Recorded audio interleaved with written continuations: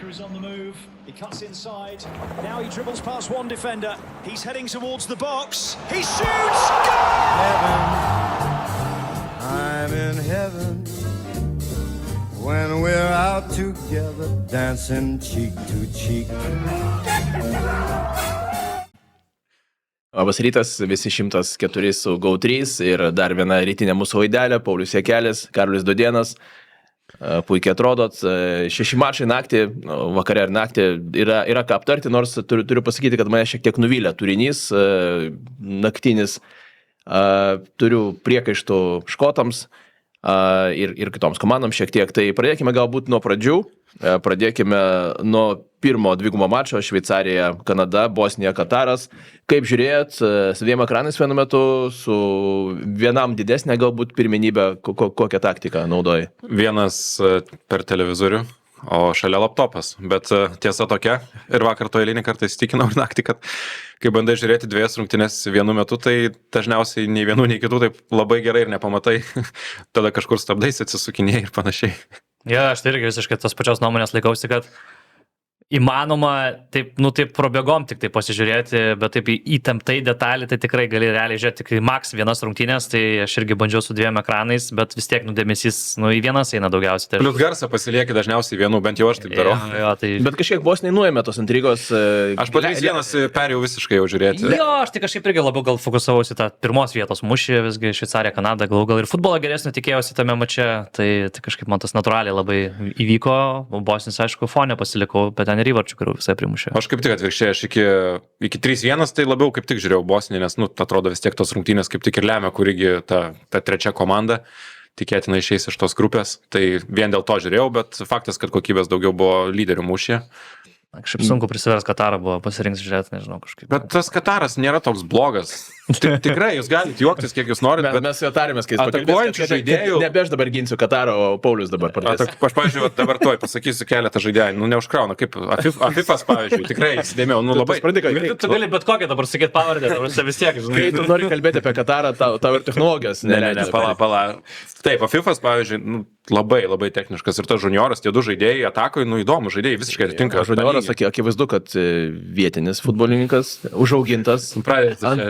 Aspire Academy gal tai žogas, ar ten reklamavo. Ne, bet ką noriu pasakyti, kad tikrai technikos prasme Kataras atakoje turi neblogų žaidėjų, bet aš nekalbu apie ten balansą, apie gynybą ir taip toliau. Bet žinai, taip visada būna su tom komandom iš rytų, iš šiltesnių kraštų, jie su kamuoliu tai visigi žaidžia, tai viskas gerai su tuo. Čia irgi galima padiskutuoti. Pavyzdžiui, pas tą patį Uzbekistaną priekį aš nematau ten tokių įdomių žaidėjų, pavyzdžiui, bet Kataras tikrai turi keletą įdomių žaidėjų, kurios bent man smagu buvo šiek tiek matyti. Bet faktas, aš jokių būdų nebandau sakyti, kad čia Kataras yra kažkas nuo ko aš kaifuoju žiūrėdamas, tai jokių būdų. Įmušė įvartį Kataras, šaunuoliai, ką žinau. Įmušė, mal, tvarkinga, gražino intrigą ir net spaudė vienu metu.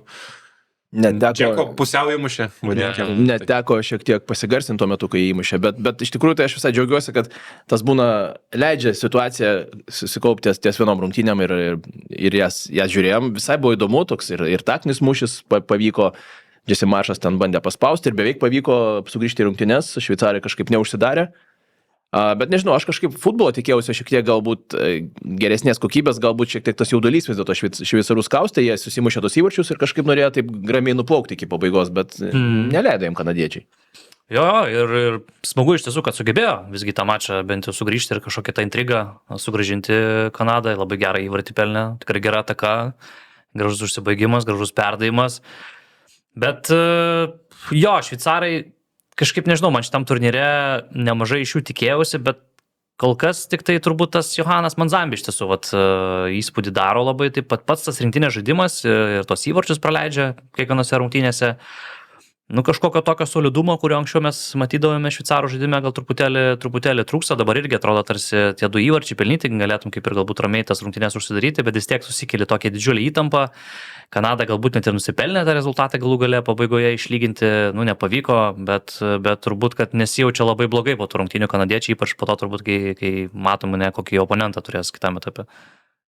Aš dar apie Bosnijos rungtynės tai noriu paminėti Alaibegovičių, labai patinka šitas jaunas talentas. vienas didžiausių talentų dabar Bosnijoje ir vakar ten tikrai ir įvartis fantastiškas, tolimas smūgis ir kaip jis eina į vidurį ir smūgiuoja, kairė koja, tai gražu žiūrėti, įmušė vieną įvartį ir paskui dar keli bandymai, buvo vienas labai geras smūgis, tai toks žaidėjas, kur tu stebi turnyrą ir galbūt prieš tai tu esi girdėjęs, bet dažnai ten turnyruose apžvalgose rašo, čia talentas, čia tas, bet kai pamatai realiame gyvenime, tai kartais tikrai kažkas įkrenta į akį, tai toks žaidėjas, kur, manau, nemažai pliusų užsidirba iš tam Labai įdomu. čempionate. Faktas. Jauniausias visų laikų, ne visų laikų nuo tada, kada skaičiuojame oficialiai duomenys, nuo 66 metų jauniausias futbolininkas iš už baudos aikštelės ribų pelnės įvartį, aplenkė Kylianą Ir jeigu Mbappé. dar antrą tą būtų įmušęs vakar, tai šis super. Taigi tai yra grupė, iš kurios 3 komandos eina į kitą etapą. Turbūt viskas kaip ir tikėjomės, jokių čia staigmenų turbūt nėra, nežinau, nebent skirtumas kai kurių komandų. Tarsi Bosnija -1, ten +4, +5, bet šiaip realiai viskas, ko tikėjomės, Kataras turbūt, jau mes čia per daug apie jį kalbam, bet turbūt maksimum ir pasiekė. Yeah. Aš tai gal net nustebęs kažkiek, kad Bosnija net 4 taškus surinko šitą grupę, aš kažkaip gal truputėlį mažiau iš jų tikėjausi, bet pasinaudoja situaciją, pavagė tų taškelių visą ir... Manau, tokį arti maksimum išspaudė, nes tikrai nėra ten pati talentingiausia ta visa komanda. Tikrai ne. Bet 4 taškai, aš galvoju, labai geras rezultatas, tai ko galima tikėtis. Vienintelė kol kas 3 vieta, kur jau žino, kad tikrai žais 100% yra tas. Jo, vienintelis 100%, o šiaip šveicarai įdomu visai, kad 4 kartą pailiui pasaulio futbolo pirmenybėse žengia kitą etapą. Ir iš Europos rinktinių tokį pasiekimą vienintelį gali pasigirti užfiksavę tik tai prancūzai. Tai irgi tokį stabilumą demonstruoja šitą rinktinę, pažiūrėsim, kiek toli pavyks nueiti. Taip, Alžyras arba Austrija turbūt kitame etape. Tai įveikiama. Naktinis futbolas, nežinau, nepaliko man labai... Aš ten, tiesą pasakius, žiūrėjau tik vienas rungtynes, jau kažkaip iš Haičio nesitikėjau tokių siautimų, paskui jau teko suktis ir žiūrėtos įvarčius ir visą kitą, bet škotai nuvylė, aš nežinau, koks buvo jų planas, bet tikrai neatsivežti savo įvarčių lygioje vietoje, tiesiog, nežinau, vienu metu atrodė, jie ten 5 metruose ten žaidžia kažkokį, nežinau, ten šuniuką kažkokį kamuolį stumdo prie savo vartų, aplink Brazilai bėgioja ir škotai taip ramiai visą tai daro ir galų gale vis tiek kažkokiu būdu anksčiau ir vėliau tas atveda prie blogų, nežinau, blogų rezultatų. Nepatiko man visas jų žaidimas, nepatiko, nežinau, ką jie buvo suplanavę, bet naktį, nežinau, džiaugsmo nepajutau. Aišku, jeigu aš būčiau Brazilų gerbėjas, turbūt man būtų smagiau, bet irgi turbūt aš tikėčiausi kažko įdomesnio. Bet man patiko, Brazilija labai gerai žaidė presingę. Aš galvoju, škotai nebuvo tam pasiruošę, labai aktyvus presingas ir taip, tas įvartis ten faktas, kad gynėjo klaida ir taip toliau, bet viso to nebūtų, jeigu Brazilai nebūtų jautę, kad jie gali prieš škotus žaisti aukštai, pasitikinėti aukštai, neleisti žaidinėti nuo vartų ir kai tik tai škotai bando kažkokį baldą padaryti, Brazilai ateina, spaudžia ir nuvinė vakar tikrai fantastiškos rungtynės, žmogus, kuris nuostabiai tiesiog sužaidė. Tai aš galvoju, galima čia aišku sakyti, kad škotai kažko nepadarė. Aišku, kai tu jau šiaip esi underdogas ir tau labai svarbios rungtynės ir prieš ryškų favoritą, tai tu kaip minimum negali ir neturi teisės atsivežti tokių įvarčių. Nuo pirmas visiškai vidurio gynėjo įvartis, paskui Vini vagė kamuolį 2-0.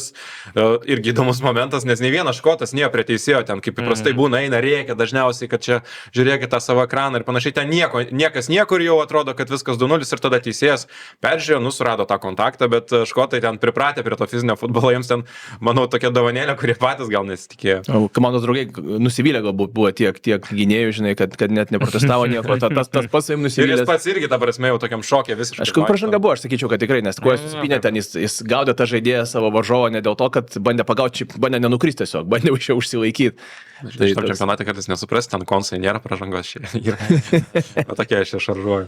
Jo, škotai šiaip, nežinau, neįtikino turbūt. Aš taip sakyčiau, gal net jiem kažkiek ir sekasi, kad jie apskritai dar toje kovoje yra, nes man bent jau pasirodė, kad jie gal net su Haičiu nelabai turbūt buvo nusipelnę pergalės.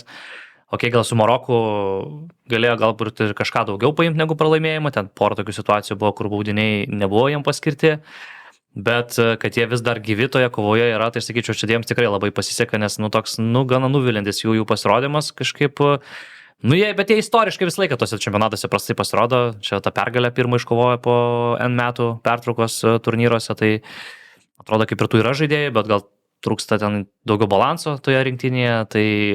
Bet Brazilai iš kitos pusės kažkaip po tų tokių slogesnių pirmų rungtynių, gal ar ten to pirmos pusės tų rungtynių, reikia pasakyti, kad tikrai išvadas pasidarė, dabar jau pastarėjai keli mačai labai užtikrinti, gal ir galėjo galbūt net ir didesniais skirtumais laimėti, tos ir keitimus matom padarė Karlo Ancelotti tokius visai sėkmingus, perėjo prie to 4-3-3, Matijus Akūnija pastatė atakos Migalėje, kuris irgi atsidaunojo įvarčiais, Vinicijus muša įvarčius, atrodo, kad viskas kaip ir neblogai, tik tai ta Rafinijos trauma, čia kažkiek gadina reikalus, neaišku, kada jis grįš, ar jis iš viso grįš, vis tiek labai talentingas žaidėjas, jam ir ginantis padeda tą pirmą liniją spaudžiant, ir šiaip tos klasės daug turi, gali kažkiek galbūt nuimta dėmesį nuo Vinicijaus. Matom, kad ten Ryanas žaidžia labai jaunas žaidėjas, tai jis jam... Bet vakar irgi labai geras asmuo. Jo, bet vis tiek tu galvojat krintamosiose, tu norėtum turbūt, kad solidesnį futbolininką ten galėtum išsileisti toje pozicijoje, tai čia turbūt klaustukas yra. Jo, ir Brazilam, atrodo, kad ir varžovas nebus, kad pats lengviausias. Iškart sekančiame etape ten prognozuoja arba japonai, arba švedai. Tas, kas antrą vietą užims toje grupėje. Tai...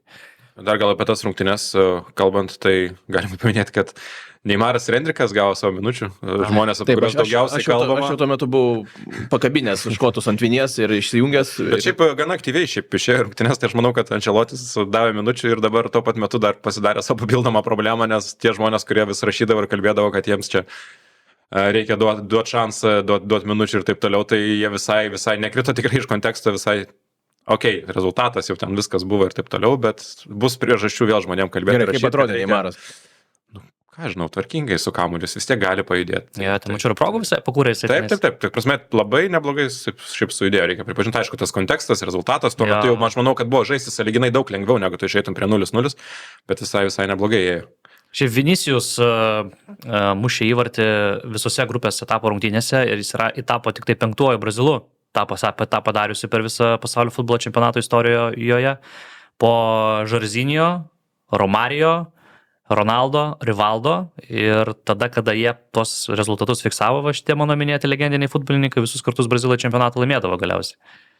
O Brazilams kitame etape tai Japonija arba Nyderlandai šviečiasi kaip labiausiai realūs varžovai. Čia yra toks irgi galiu gerbėjams Diatletik labai patogiai ten yra pakūrę tokį breketą ir su visais procentais po visų rungtynių atnaujina, tai gana taip įdomu irgi stebėti. O škotai 40%, kad jis toliau škotams blogiausias dalykas, apie kurį mes kalbėsim, tai kad Pietų Afrika sugebėjo pasiimti 2. vietą grupėje, toje grupėje automatiškai Pietų Korėja tampa dabar kaip ir irgi gana neblogių šansai išeiti iš 3. vietos. Iš škotų šansai automatiškai iš karto gerokai krenta, tai dabar realiai tu sėdi, toks tiesiog popkorną pasiėmė, žiūri per televiziją, turiu už ką sirgti ir tau tiesiog, tu net nežinai, žaisi, nežaisi, jeigu žaisi, nežinai kokie mieste, toks laukimas, aš įsivaizduoju, labai neapibrėžta situacija komandų. Tu turbūt treniruojas, bet tu nežinai, gal to nereiks treniruotis, galėsi nusipirkti kokį gėrimą ir jau ant sofos tiesiog žiūrėti. Žinai, kalbant apie gėrimus, ir tiem miestam labai svarbu žinoti, kada škotai atvažiuoja. Aš manau, kad daug kas jų norėtų. Nes ten reikia pasiruošti, ten negali šiaip savo, žinai, paskui vėl baigsis gėrimai. Kalbant apie pirmosius kartus, apie Pietų Afriką kalbėsim, irgi pirmas kartas, bet Haitis pirmosius įvarčius įmušė per kiek 50 metų plus. Ir ne tik vieną, bet iš karto ir 2, bet ir to neužteko. Vienu metu ten įvarčiai pylėsi, ten keitėsi grafikos, taškai, visa kita. Nesusikaupė, atrodė, šiek tiek marokiečiai, teko paskui jau susimti šiek tiek. Praleido gražius įvarčius, įmušė gražius įvarčius ir vis dėlto... Izidoro šiaip šūvis, tai tikrai fantastiškas. Vienas gražiausias. Kur neįskaitė Uzbekistanui, tai šitas jau už tai. Čia skiriame Uzbekistanui. Bet nerealus ten, nepamenu, gal matėte, turėjo rodyti turbūt grafiką, dažniausiai rodo smūgio kilometrų kiek ten. Ne. Aš įsivaizduoju, kad įspūdingas turėtų, nes tikrai kosminis. Šiaip Haitis 2 smūgiai, 2 įvarčiai. Bet Marokas ten tų progų turėjo daug. Tas antras įvartis, tai Maroko, matysim, marokiečių atsipandus, kamuolį pasiėmė, atidavė. Šiaip matėsi, aš galvoju visą ir pirmą kėlinį, kad tokį, aš nežinau, kaip čia durnių voliojo kažkuria prasme. Bet paskui susėmė, jau 3. įvartį įmušė, tas žaidėjas po keitimo išėjęs, jis ten su ašarėliam, ten toks visas labai emocingai, 4. juokingas, ten sustoja visi, tikėjasi užribio. Nežinau, šiaip... Saibary toliau muša, reikia pasakyti, labai gerą čempionatą šiaip žaidžia. Įsibėgė marokiečiai. Aš nemanau, kad jie vakar įsibėgė, bet jie vakar parodė, kad... Mes šiaip, žiūrint nuo pirmos dienos, prasme, ar... Man atrodo toks jausmas, kad jie pirmose rungtynėse, pirmą tą, nežinau, kokį pusvalandį apskritai ir žaidė geriausią savo futbolą kol kas šitam čempionate prieš Brazilus. Vėliau gal nežinau, gal ir su škotais nepasakyčiau, kad buvo ypatingai geros rungtynės, dabar irgi, ką tu sakai, kad kažkokio tokio susikaupimo ir požiūrio gal pritrūko rungtynėms su Haičiu. Bet aš galvoju, kas labai svarbu, kad, tarkim, nežaisdami 100% ir praleisdami tos įvarčius, jie paskui jungia šiek tiek aukštesnę pavarą ir jie parodo, kad jie, jeigu nori, jie gali labai greitai pakeisti rungtynių eigą ir pradėjo tikrai spausti, kurti progas ir visiškai pelnytą pergalę, galų galia ten ir smūgių statistika ir XG. Na tikrai labai daug progų matęs, kad Heitis gynyboje spragų turi labai labai daug švelniai tariančias rungtynės ir net nesu geriausiai žaidžiančių Marokų. Ir paryčiais jau visai, prižiūrint tavęs, ta prasme, žiūrėjai tiesiogiai visą tai, komentavai Čekiją, Meksiką. Čekus mes buvom visiškai palaidoję ir nurašę ir visai spurdėjo tose rungtynėse. Nu, kažkiek Meksika... Duot, aš žinok, kitokį išsinešu jausmą iš to mačo. Man labai asmeniškai nuvylė Čekijos rinktinė kažkaip, ten gal pačioj pradžioj tikrai gal ten truputėlį buvo tų pavojingesnių momentų iš jų, bet kaip lemiamom rungtynėm, sakyčiau, kad tikrai labai prastai pasirodė ir Meksikai tos rungtynės kaip ir nieko nelėmė, jie žinojo, kad jie lieka pirmi, porotavo sudėti treneris, pakeitė 5 žaidėjus lyginant su antruoju maču bet Čekai iš esmės iš žaidimo, kad kažką susikurtų, tai nieko beveik nebuvo, pavojingiausi jų variantai, kaip įprasta išmetimo į Coufalą iš užribio, arba vienas kitas kampinis. Daug pasako. Jo, tai tikrai labai nuvylė pasirodymas, apstai tikrai galvojau, kad šitą rinktinę gali geriau ir galvojau, kad tikrai pasisekė visai su grupe, atrodo, kad jie gali tokioje grupėje ir kautis ramiai dėl antros vietos, gal net ir su tais pačiais meksikiečiais, bet antram kėlinį ten suvolavo jos Meksika, įmušė tokius smagius įvarčius, turėjo progos ir legendinį Guillermo Ochoa jau mesti į aikštę paskutiniam 20 minučių savo paskutinį mačą karjeroje ir sužaidė šis vartų sargas. Ir plius nesišėjo, +1 santykis. Jo, ir jis net neturėjo darbo iš esmės. Čekai, kuriem reikėjo įvarčių, jo realiai net nepatikrino per tą laiką. Jis tiesiog ten perdavimus į priekį paskirstė, šiaip dar atliko neblogą perdavimą antro jo įvarčio metu, kurį pelnė Meksika. Antras įvartis juokingas, atšoko. Ten iliustravo, man atrodo, labai gerai Čekų visą tą pasirodymą šitam pasaulio futbolo čempionate. O Meksika tai šiaip tikrai šaunuolė, 9 taškai, visos pergalės iškovotos, nei vieno įvarčio nepraleidė. Matosi, kad geros formos, su gera nuotaika, su Actekui toliau žais, kas yra irgi didžiulis privalumas, vis tiek namų stadionas, virš 2 km. Labai retai pralaimi. Jo, aukštai žaidžia, kas yra irgi šioks toks pranašumas, reikia pripažinti, tai laukia turbūt dabar to savo varžovo kitame etape. Ir manau, jaučiasi šiaip visai neblogai dėl savo galimybių Meksika. Man tose rungtynėse irgi taip viena akima čia žiūrėjau, bet realiai tai visi didžiausi pavojai ateidavo, perėmė iš gynybos į puolimą Meksikos atakuojantį grandis, ten dešinys kraštas tiesiog Čekai, kai tik tai kažkur aukštesnė linija, praranda balansą ir Meksika ten nubėga, aštrina ir dominuoja Čekai, vienas didžiausių nusivylimų. Šiaip jau aš kadangi komentavau 2 rungtynės latviškai prieš čempionatą, tai ir kontrolinės rungtynės jie prastai atrodė, bet ten daug rotavo ir tada tu galvoji, treneris jau matyt žino, kokie sudėtim žais, čia bando tiesiog duoti šansą visiems, šiek tiek žiūri, kaip jie atrodys ir taip toliau, bet nežinau, man jie net atrodo tokie mažiau talentingi pusiau škotai, kurių pliusas tarsi standartai, bet tą standartą mes matėme čempionato metu vieną. Pradedame žaidinėjimų seriją. Ne, aš švelniai. Bet realiai vieną turėjo tą gerą išmetimą Coufalo pirmose rungtynėse ir gražų įvartį, bet šiaip pozicinėme futbole per lėti ir nuspėjami. Varžovai greitai pereinant tiesiog yra už juos daug greitesni ir tikrai gana prasta Čekų karta. Visiškai nepasiruošę pasaulio čempionato atvyko. Absoliučiai, šiaip labai. Jo, tu kai jos matai žaidžiant, tada pradedi galvoti, gal čia Danai gal ir šiek tiek įdomiau būtų buvę, visgi turbūt geriau žaidžiant. Aš galvoju, kad 10 kartų būtų įdomiau. Danai turi patirties, kai juos ištraukė prieš 10 dienų iki čempionato ir surinkė pusiau kažkur, atostogaujančius gali ten pasirodyti visai. O Meksika šiaip įdomu ką gaus, nes ten irgi neaišku, tarkim, jeigu škotai išeina, tai škotai bus tas varžovas, bet ten gali būti ir Ekvadoras ir panašiai. Tai šiaip Meksika, aš net manau, kad nustebino. Aš kažkaip iš jų daug nesitikėjau. Aš nemanau, kad tai yra ten Ekvadoras super talentinga. Nėra didelis pranašumas dėl aukštikalnės. Jo, dėl aukštikalnių jam čia gal net ir. Bet man Ekvadoras bus pranašumas. Bet Meksika man patinka, tiesą sakant, kažkaip labai smagi ta atakuojanti grandis, tokie greiti, laisvi, smagų žaidėjai, tokie, kokie ir norisi matyti ir tos aistros stadione. Tai turbūt, kad jeigu matuotų balais garso, tai po Meksikos įvarčių manau, kad tikrai šitame čempionate niekas nestovi. Po pirmo kėlinio, kai buvo 0-0, tai žinok, nušvilpė fanai. Ta prasme, nebuvo patenkinti vaizdu, kurį matė.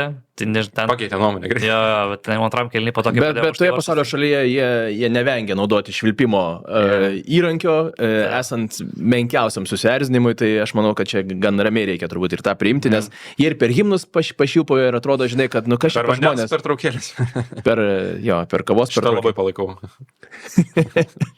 Pietų Afrika, Pietų Korėja.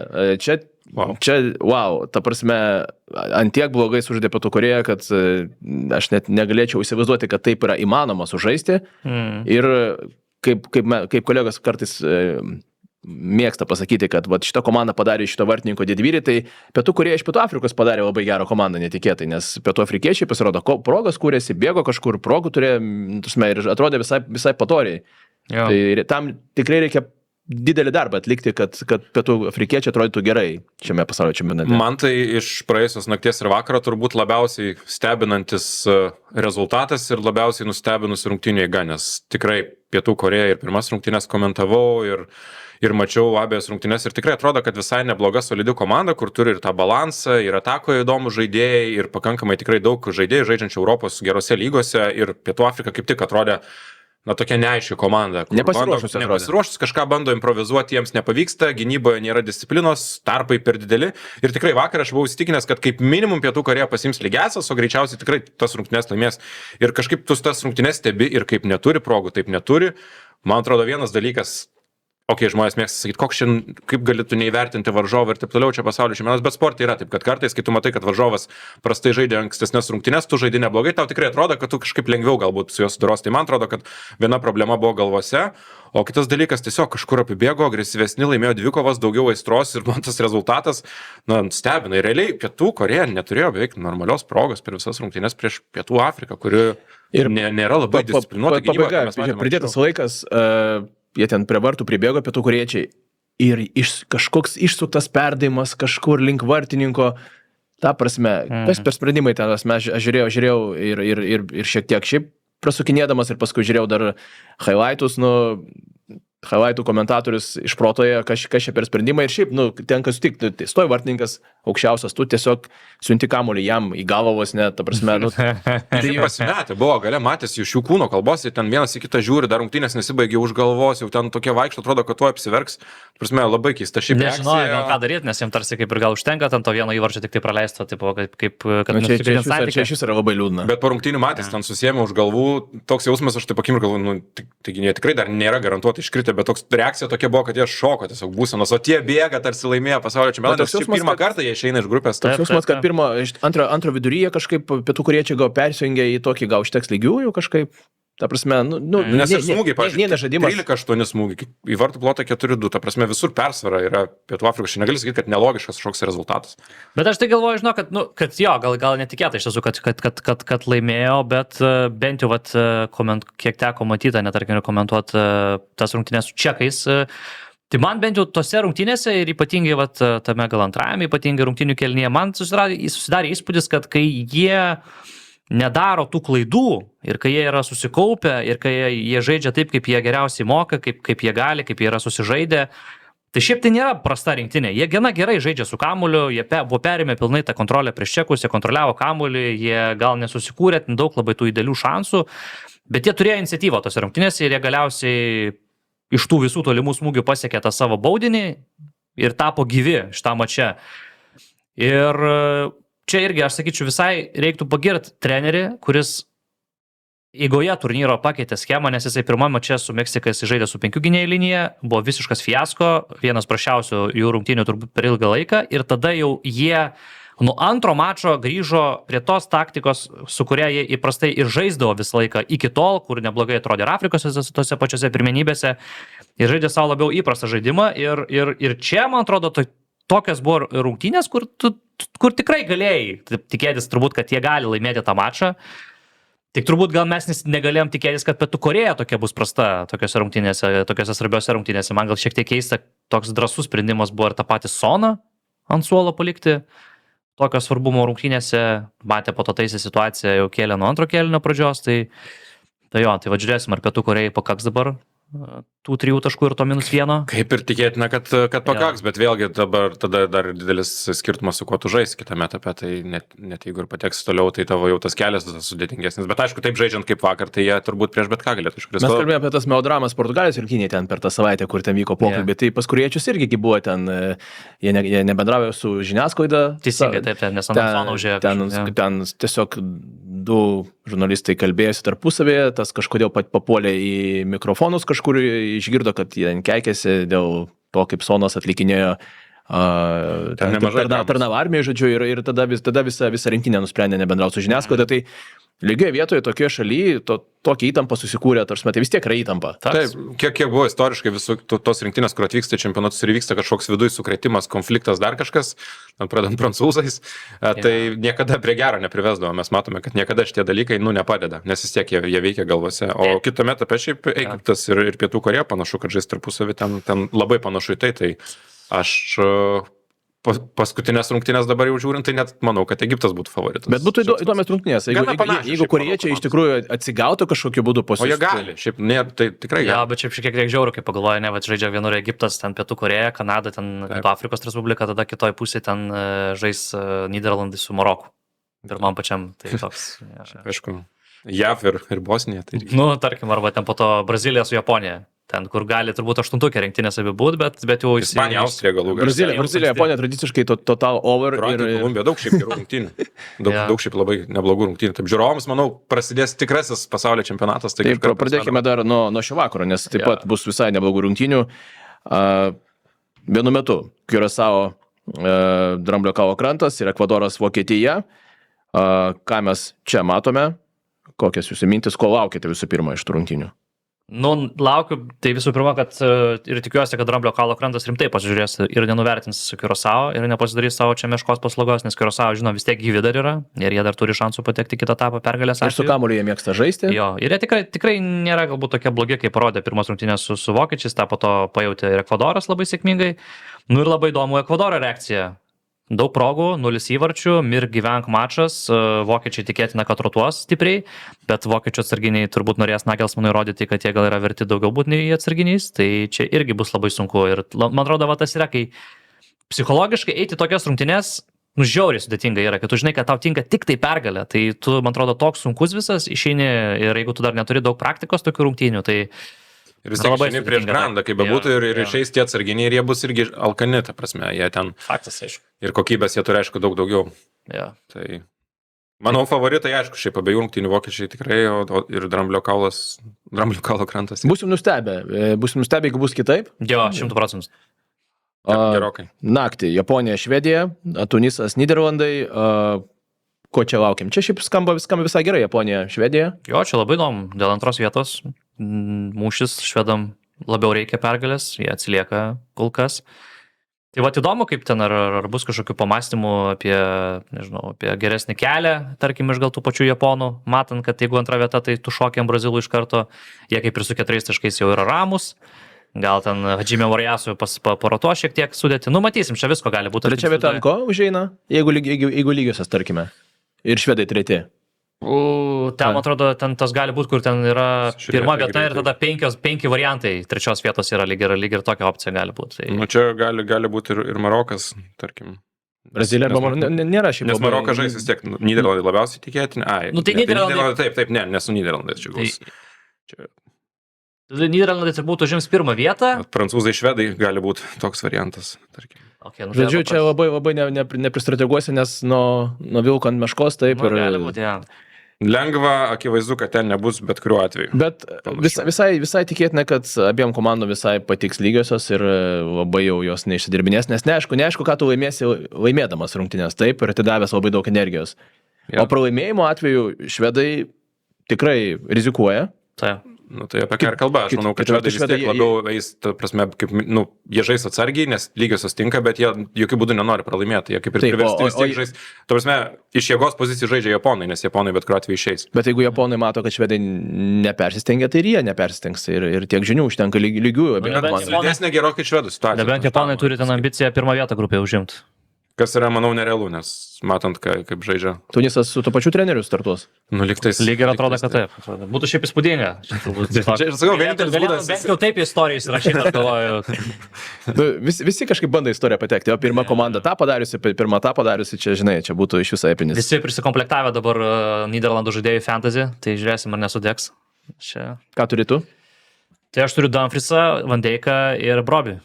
Tai tau dar reikia, klinčito reikia. Nu, man labiau klinčitas turbūt aktualu būtų jo, aš to vietu. Pamatysim už kokį vieną, Tunisas ten iš 30 metrų. Nu, čia 5-1 per pridėtą laiką pabaigoje. Bus 6-0, ne, ir tada vieną įlups ten kokią 93 minutę, tai va tada tai gali būti rimtų garsų naktį. Ir D grupė, 5 ryto, Paragvajus, Australija, Turkija, JAV. Skamba taip pat gana įdomiai, bet pažiūrėkime, kaip tai atrodo. Nu, vienas ten nieko turnyrinės lentelės atžvilgiu, taip. Amerika su Turkija, tai čia jau tik dėl garbės sužais mačą. Bet, nu, turkai vis tiek turėtų kažkiek tos garbės parodyti. Nu, Turka, tai manau, tikrai nenori palikti turnyro su 0 taškų. Manau, kad tikrai tas plėšysis ir žais, stengsis. Ir gal net laimės, aš nenustepčiau, jei laimėtų, bet jau bus gerokai per vėlų. Vis pamatysime, kaip jie žais be spaudimo, ta prasme, jau dabar pralaimė skirtumas. Jiem gal yra šiek tiek atviresnis tas Jungtinių Amerikos valstijų žaidimo stilius parankesnis, bus nereikės ant autobusų pramušinėt, kokį išrikiavo tiek Paragvajus, tiek Australija. Ir aišku, Turkija kol kas numeris 1 turbūt komanda, kuri nuvylė labiausiai. Šiame konkurencijos etape. Turint omeny, ko tikėjasi, aš vis tiek buvau aš galvojau, kad jie laimės grupę, tiesą sakant. Aišku, dabar jau taip naiviai atrodo visą tai. Galvojau, kad laimės arba antri blogiausiu atveju. Realiai po 2 turų. Aišku, kažkur tos sėkmės elementūros tikrai, irgi nebuvo 60 plus smūgių ir tikrai tų progų buvo. Nei vieno įvarčio neįmušt, tai, bet šiaip ten prasti reikalai. Man įdomu, kaip jos pasitiks Turkijai, ten gali būti nelabai šiltas pasitikimas. Man Montelai gal jau ir neverta grįžti Turkiją. Aš manau, tiesiogiai geriau kur nors kitur jam. Turkija nuo meilės iki nepykantos, mes žinom jo, kad visai nedaug. Australija, Paragvajus. Tiesioginis mūšis. Šiaip kaip lygių atveju. Tiesiog surašo lygiasias ir abi juda į priekį. Labai gerai buvo. Aš manau, kad čia ir yra rungtynės, kuriuose aš, jeigu užsimčiau ten kokiais nors statymais, tai spėčiau, kad lygiasios. Jo, tai jam čia idealiai tinka. Šiaip yra toks šiek tiek juokinga, kai susidaro situacija, kad paskutinėjame turė, tu žinai, koks rezultatas tinka tau ir tavo varžovams. Ir tuomet aš nesakau, kad ten gali ir kažkas laimėti, aišku, bet realiai tu žaidi, tu žinai, kad tau tinka rezultatas varžovams. Ir jeigu rezultatas lygus 80 minutę, nu ten tikrai niekas nerizikuos, jie valios tą kamuolį aikštės. Aš norėsiu pažiūrėti tai, aš norėsiu pažiūrėti antrą kėlinį, kaip jie stumdys tą kamuolį, tiesiog, ta prasme, žinai. Šiaip man labiau patiko, kai būdavo ne head to head žiūrima, o kai tie įvarčiai būdavo skaičiuojami, būdavo įdomu, aš manau, šiek tiek intrigos mes prarandam tame paskutinėme ture, man nepatinka šitas dalykas. Jo. Būtų, aišku, įdomu sužinoti iki rungtynių. Mes čia susitarėm, žiūrėk, galit pamigoti visi ramiai, žinai, žmonės kelsis, žmonės žiūrės. Kažkas komentuos. Nu, aš labai tikiuosi, kad kažkas nutiks. Kažkas įmuš įvartį, gal ne pagal planą. Galėtų sužaisti, sakau, 4-4. Ta prasme, kodėlgi ne, nu. Ir jeigu ten labai tikėtina, kad ant vokiečių. Arba Paragvajus, arba Australija žais su vokiečiais. Tai. Iš antros vietos? Gaunasi, kad taip, kaip ir iš antros vietos. Tai tada Australai turbūt, jeigu lygiai. Iš trečios vietos.